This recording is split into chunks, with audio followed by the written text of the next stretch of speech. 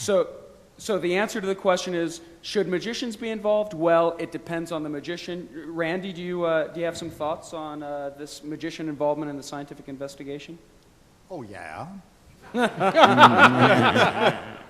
Yeah, a couple of points, if I may, very quickly. Please. First of all, on the first point that was made here, that learning magic makes you a better skeptic, I'm glad that the board came to an agreement on that, and I certainly agree with everything they've said on it, because you need, and I think the folks may agree with me here, as a magician, you need a very deep understanding of how conjuring works. That is, fake act of doing magic tricks.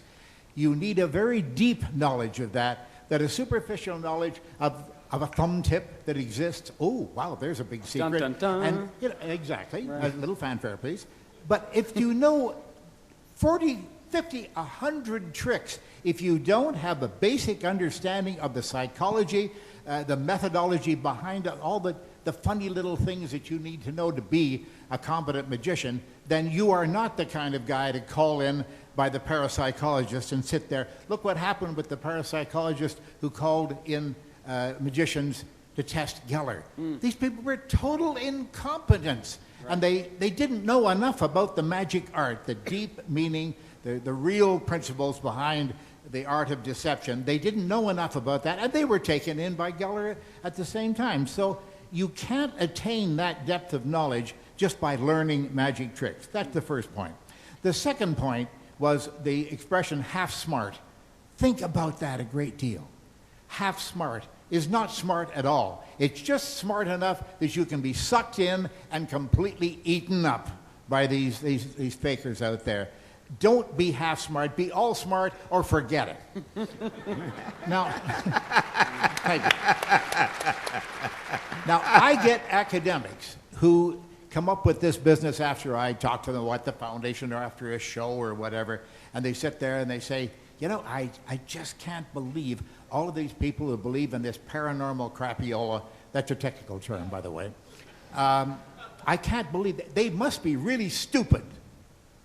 No, they're just uninformed.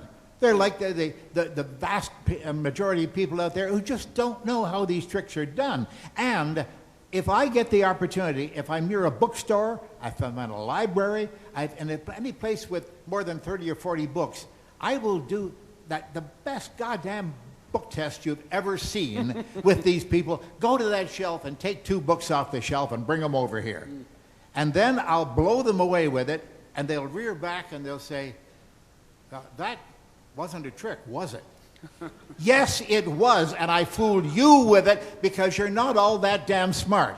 Don't give me this story that these people are stupid because they fall for the psychic's tricks. No, they're just uninformed. And our job at the JREF and in the whole skeptical community is to try to inform people somewhat better, but not by teaching them how to do magic tricks so they'll understand it. Those academics, I really jump on altogether because they say, well, they wouldn't fool me. Yeah, and then I go right ahead and I fool their asses right off them, and they look and they say, oh my, I guess I can be fooled too.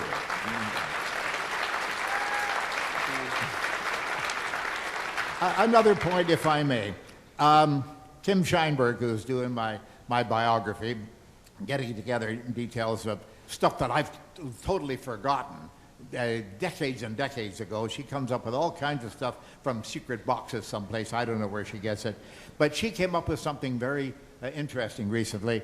I have often been asked, you know, if you had a dying relative or somebody really grieving, would you perhaps tell them a little white lie and say, you know, well, maybe heaven does exist and such?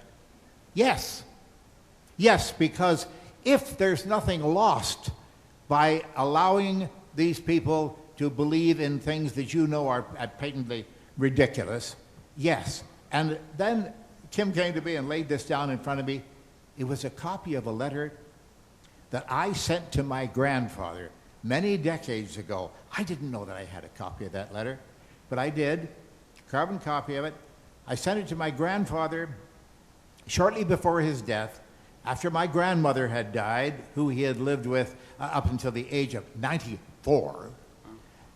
My grandmother had died, and he was seeing that his death was coming, inevitably, and he wrote me and said something to the effect, I just don't know what your belief is on this, my grandson, but I'd like to know.